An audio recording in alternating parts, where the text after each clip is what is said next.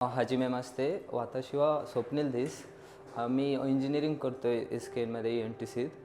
तर आता टेक्निकल बॅकग्राऊंड्स असल्यामुळे तर मला टेक्निकल नॉलेज तर पाहिजेच होते. त्याबरोबर अजून की सॅटिस्फाय करणारे जे ज्याच्यात मला इंटरेस्ट आहे असे पण काही टॉपिक आहेत की इंटरनॅशनल पॉलिटिक्स झालं तर मग त्याच्यात कायम जापानचं नाव यायचं आणि भरपूर अशा गोष्टी आहेत जापानचे रिलेटेड की ते फक्त 13 ते 14 वर्ष कॉलोनाईज होते.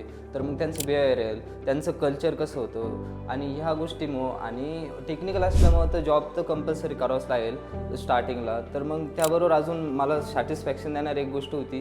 तर मग त्याच्या रिलेटेड मी इथं सेकंड इयरपासून क्लासला आहे एन इन्फिनिटी इन्फो सोल्युशन जवळ. तर मग सेकंड इयरपासून असल्यावर मला इथं जापानीजचे बोर्ड दिसायचे क्लासला आल्यावर C++ करताना. तर त्यानंतर मग असं फोर्थ इयरला आल्यावर असं लक्षात आलं की आपण करायला पाहिजे, कारण क्लासच्या जापानीज लँग्वेजविषयी सरांशी डिस्कशन झाले. तर सरांनी अजून डिटेल्समध्ये सांगितले का करायला पाहिजे, का इंटरेस्टच्या व्यतिरिक्त मी का जापानीज लँग्वेज करायला पाहिजे, का जे मला माझ्या फ्युचरमध्ये ॲडव्हान्समेंट करण्यासाठी पण फायदा देईल.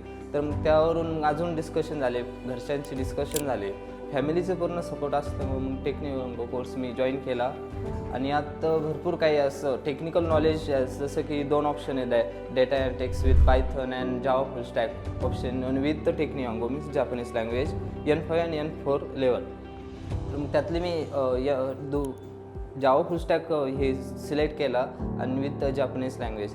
तर मग हे माझ्या फ्युचरसाठी आणि मला पर्सनल सॅटिस्फॅक्शनसाठी पण चांगले आहे आणि त्याबद्दल मी टेक्निऑंगो टीम आणि प्रसाद ससे सर तर यांचा आभारी आहे. तर अजून भरपूर वाटचाल राहिली ती पण करायचीच.